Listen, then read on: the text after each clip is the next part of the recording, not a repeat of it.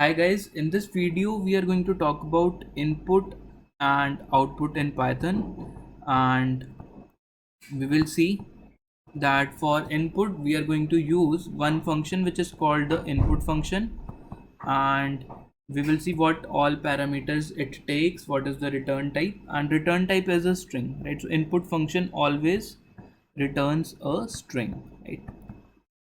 And we will work this function, and we will, for output, we will work with print function and some of the parameters, optional ways in which print function can be used, we will see, right? So we will see how it works, and we will also learn about one concept which is called typecasting in Python, right?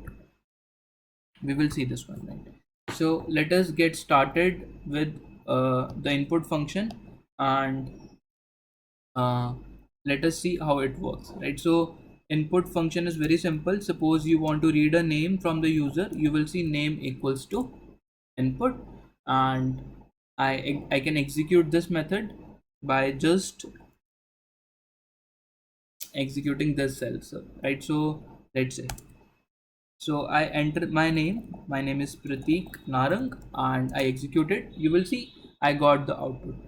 Suppose you want to print hello Pratik Narang, right? So I will say print hello, and again let me give some name. Let's say this time let me give coding blocks, right? So it says hello coding blocks, but you can see the output is not in the same line, right? So if you want that output should be in the same line, then we are going to use something which is called a parameter to the function, right? So in Python 3, the print function takes an optional parameter. It is a named parameter, and it denotes how you should end the line. So by default, end of the line is given by \n, and I will change it to space, right? And let us run the code again. You can see now the output is in the same line.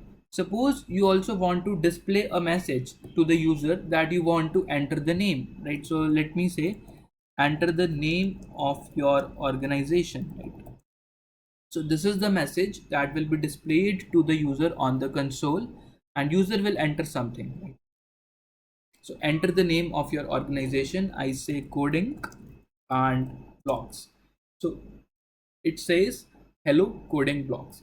So this is one way of working with the print function, right? So remember, this input always returns a string. Suppose you want to read some numbers, right?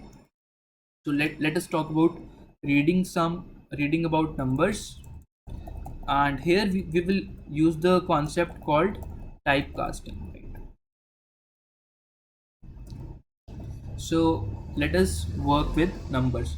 Suppose you want to read a number, you will say input, enter a number, and you will read a number. You will say print the square of the number is this, right? So print the square of the number is a into a, and let us also first print a, and let us also print type of the a, right? So let's say I entered a number 5, and that's it. But now you got a error. You got a error that this a is a string. This a is a string, and but when you do multiplication, right? So the square of the number is this, cannot multiply sequence by a non-int of the type string. This multiplication is not supported, right? So let us first comment out this line. So let me enter number 5, and you can see this 5 is a string. This is not a integer, right?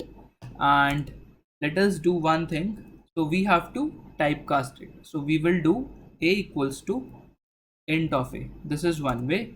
And if I enter 5, so you will see a becomes a integer. The other way is, what you can do, you will use a int here, right? So this will directly convert your input into a integer. Let's enter 25. So you can see this number is 25, and if you want to print the square of this number, so let us print a into a. So let me add 6. So the square of the number is 36. But suppose you want to do the square of the number is a into a.